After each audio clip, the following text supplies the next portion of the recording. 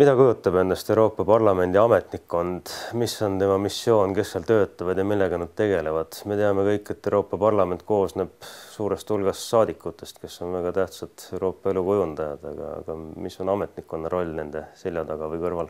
Meie roll on nende abistamine.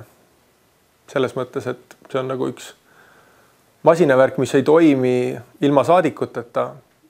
Me oleme seal selleks, et aidata neil oma otsuseid vastu võtta, et aidata neil oma otsuseid ette valmistada, et aidata neil jälgida seda, kas need otsused, mida nemad on teinud, kas need seadused, mille nad on vastu võtnud, et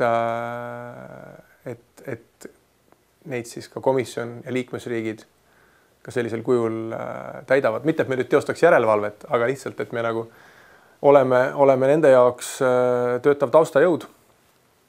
See on nagu... Nemad on nagu, ütleme siis, auto või rongi või bussijuhid, kuidas iganes neid nimetada, eks ole. Ja meie oleme lihtsalt see masinavärk ja see on,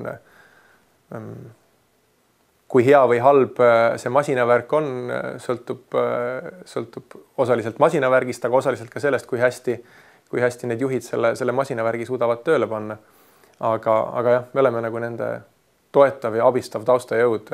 Ma ei tahaks meie kui ametkonna rolli üle tähtsustada, aga samas ei saa seda ka alahinnata selles mõttes, et parlamendiliikmed ei suuda, ei jõua kõike ise teha, nii nagu kõigis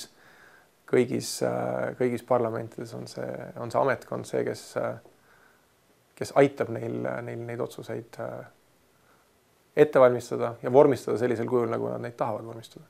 Mis puudutab nagu meie töö nagu praktilisemat poolt, siis loomulikult see sõltub väga palju sellest, millise on selle konkreetse ametniku tööpost.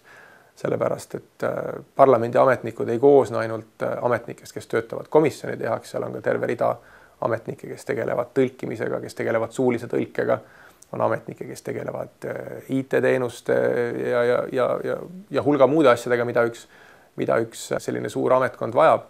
Ehk et mina ise konkreetselt töötan ühes parlamendikomisjonis, rahvusvahelise kaubanduse komisjonis, selle komisjoni sekretariaadis ja meie siis tegeleme konkreetselt nende parlamendiliikmete abistamise ja nõustamisega, kes meie komisjoni liikmed on.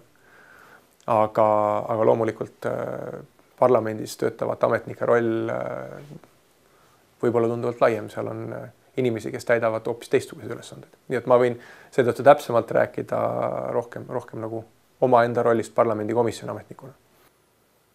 Hästi, aga vaataks siis natukene lähemalt, mida üks parlamendikomisjon endast kujutab, et mis moodi see töö seal käib siis ja kuidas Euroopa Parlamendi liige siis seal komisjonis toimetab ja kuidas ametnikud teda abistavad? Euroopa Parlamendis, nagu ma arvan vist kõigis parlamentides, toimub suurem osa sisulist tööd komisjoni tasandil, kes siis valmistavad dokumente ette selleks, kui nad lõpuks nii-öelda täiskogu saali jõuavad.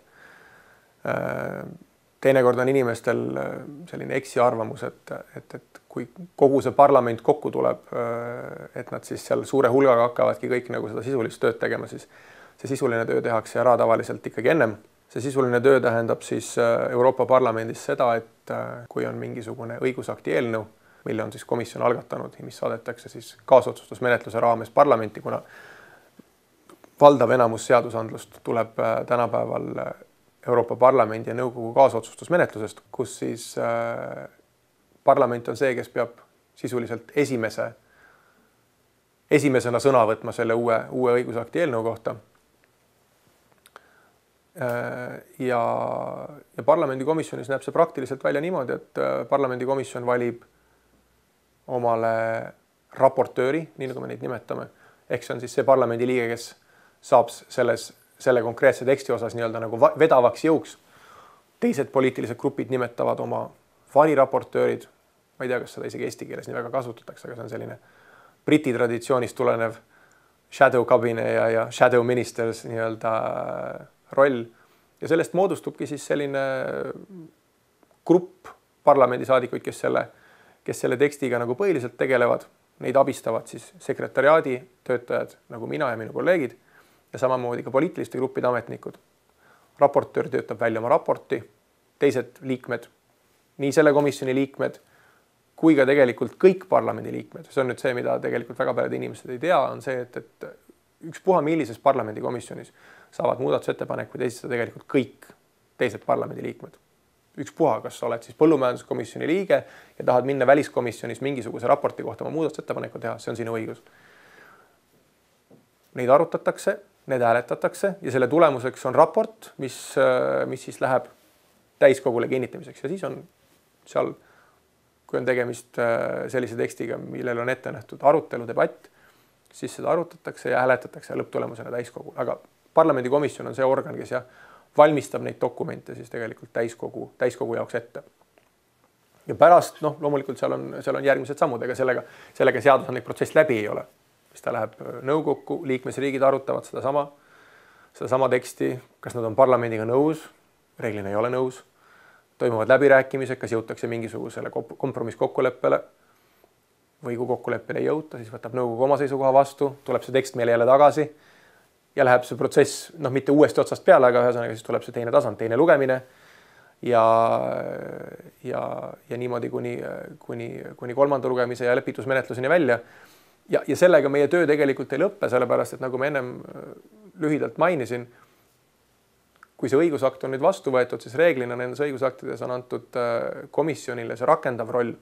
Ja kui me räägime näiteks määrusest, komisjonile antud rakendav roll ja samamoodi meie raportöör, kes oli määratud ja samamoodi administraatorid, kes selle tekstiga tegelevad, me jälgime selle nii-öelda õigusakti kulgu ka pärast seda, kui ta vastu on võetud, sellepärast, et parlament, kui ta mõne õigusakti vastu võtab, siis reeglina meil on terve rida, ma ei taha nüüd öelda tingimusi, aga terve rida soove, mida parlament tahaks näha, kuidas seda akti peaks rakendatama. Seal on teatud järelmeetmed, mida komisjon peab võtma, seal on teatud tingimused parlamendile ettekannete tegemise osas, nõukogule ettekannete tegemise osas, võib-olla selle õigusakti ülevaatamise osas mingisuguse 2, 3, 4, 5 aasta perspektiivis. Ja seetõttu parlament nii-öelda ei sulge seda tööd selle tekstiga, vaid jälgib, mis selle tekstiga pärast edasi saab. Loomulikult meie võimalused on tunduvalt piiratumad kui komisjonil, eks ole, või liikmesriikidel, kellel on kõigil oma armee eksperte, kes konkreetse valdkonnaga tegelevad. Aga siiski, et kui näiteks parlament võttis vastu teenuste direktiivi aastaid tagasi, siis see ei tähenda seda, et sellega pärast kokkulepet nõukoguga töö lõppes. Seesama komisjon jätkas seda tööd edasi, kui nad nägid, et selle teenuste direktiivi rakendamisel liikmesriikide poolt nende arust oli puudujääke või oli puudujääke näiteks komisjoni arust, siis parlament võib vastu võtta oma algatusliku raporti, tuletada meelde liikmesriikidele nende kohustusi, komisjonile nende kohustusi ja nii edasi. Nii et see töö ei lõppe selle teksti vastuvõtmisega veel.